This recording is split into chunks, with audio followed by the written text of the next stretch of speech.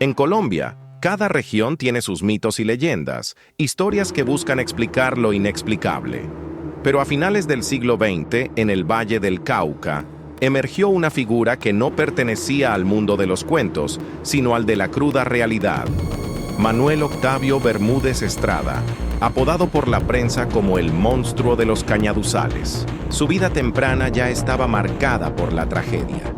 Creció en un entorno de abandono, violencia y pobreza.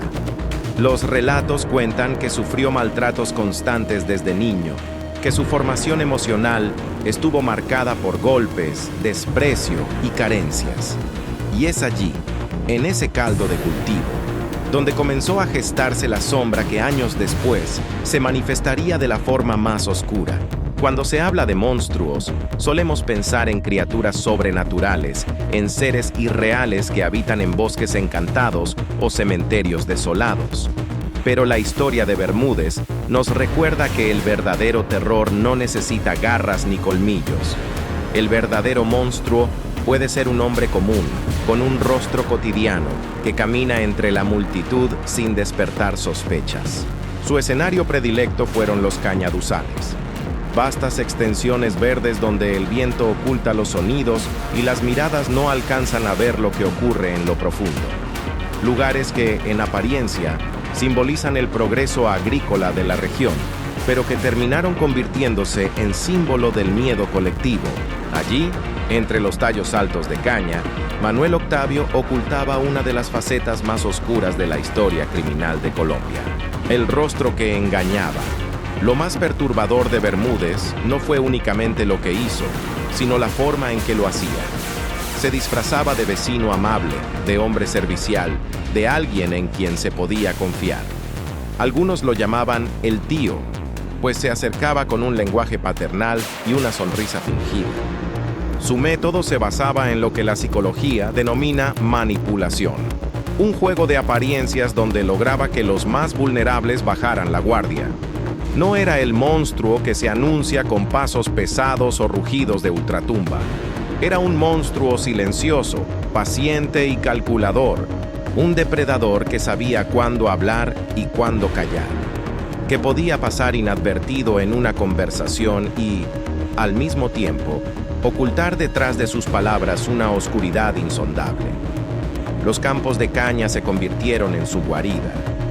Allí, bajo el sol inclemente o la penumbra del atardecer, se esfumaban las risas inocentes y nacía un silencio que aún hoy pesa en la memoria del país. Los Cañaduzales se transformaron en un personaje más de esta historia. Cómplices involuntarios que escondían sus huellas, testigos mudos de su crueldad. Se le atribuyen decenas de víctimas, aunque la cifra exacta parece perderse entre el miedo y el olvido. Lo cierto es que, detrás de cada número, había una vida, una historia que nunca debió terminar de esa manera.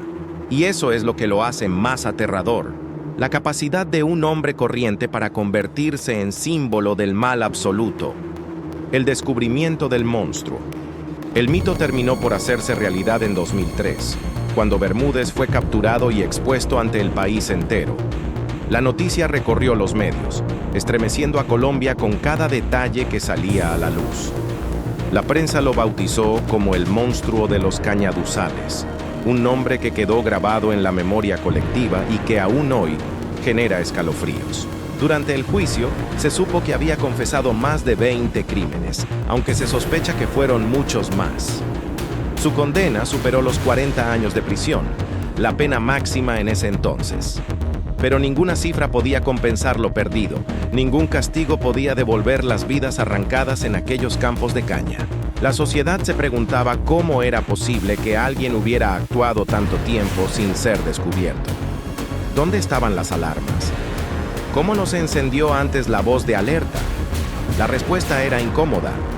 Muchas veces preferimos mirar hacia otro lado, ignorar las señales, confiar ciegamente en rostros que parecen inofensivos, y en ese descuido, la sombra crece.